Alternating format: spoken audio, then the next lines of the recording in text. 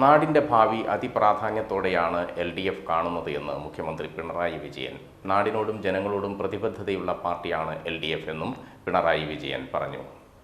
നടക്കില്ലെന്ന് പറഞ്ഞ പല പദ്ധതികളും നടപ്പാക്കാനായെന്നും അദ്ദേഹം കൂട്ടിച്ചേർത്തു.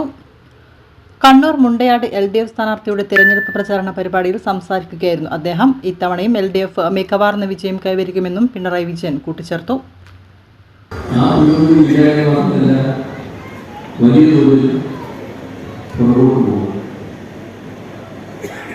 ഇത് പലതവണ ആവർത്തിച്ചതാണ്.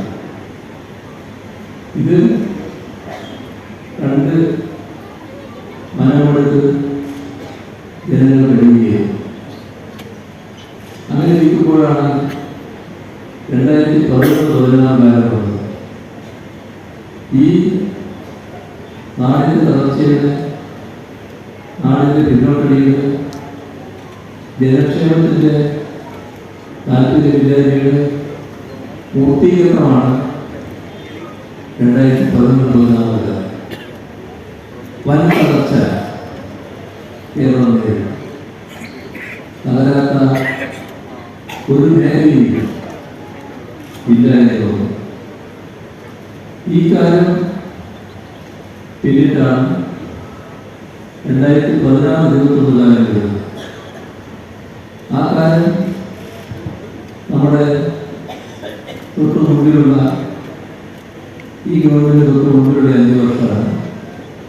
LDF അധികാരത്തിൽ വന്നതോടെ നാട്ടിന് നല്ല മാറ്റങ്ങളും വലിയ നിരാശയിൽ കഴിഞ്ഞിരുന്ന ജനങ്ങൾ പെട്ടെന്ന് തന്നെ പ്രത്യാശയിലായി.